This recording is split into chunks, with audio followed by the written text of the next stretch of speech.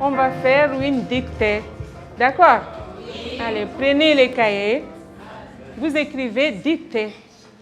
Les personnes assises sur ces bancs d'école ont entre 8 et 50 ans. Toutes ont le même souhait, savoir lire et écrire. Une chose que seule la moitié des femmes de l'île-État africaine des Comores savent faire selon les chiffres des Nations Unies.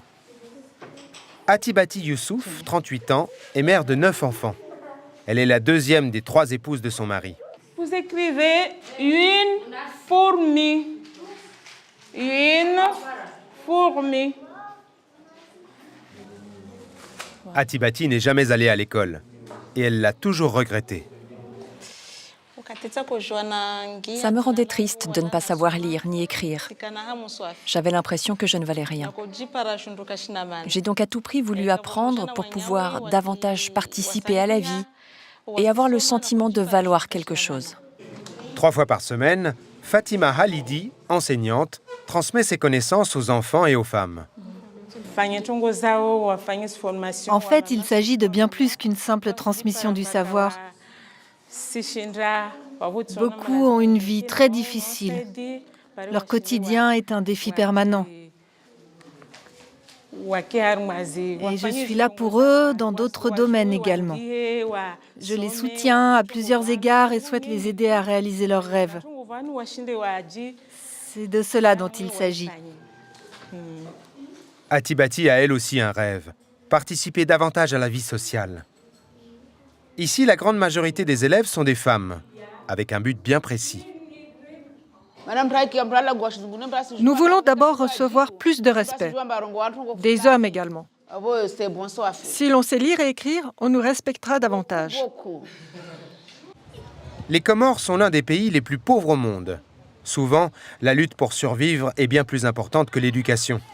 L'organisation suisse Partner Aid International offre ici aux enfants et adultes des villages la possibilité de rattraper le temps perdu.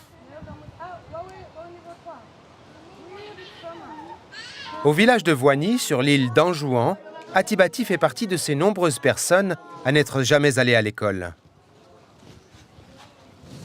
Après 2 ans de cours, elle sait aujourd'hui lire et écrire. Et elle s'en réjouit chaque jour. Pour ses voisins, Atibati est devenue un modèle. Chez elle, elle prend toujours le temps de s'exercer. Après une vie empreinte de chômage, elle a maintenant beaucoup d'espoir. Je n'ai pas de revenus. Maintenant que je sais lire et écrire, j'espère peut-être trouver un petit travail pour pouvoir acheter à manger. Ce serait formidable.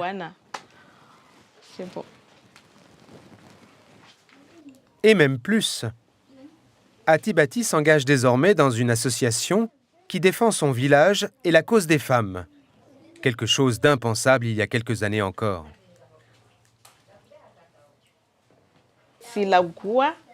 Avant, je n'osais pas m'exprimer. Aujourd'hui, je défends mes opinions et je m'engage dans mon association.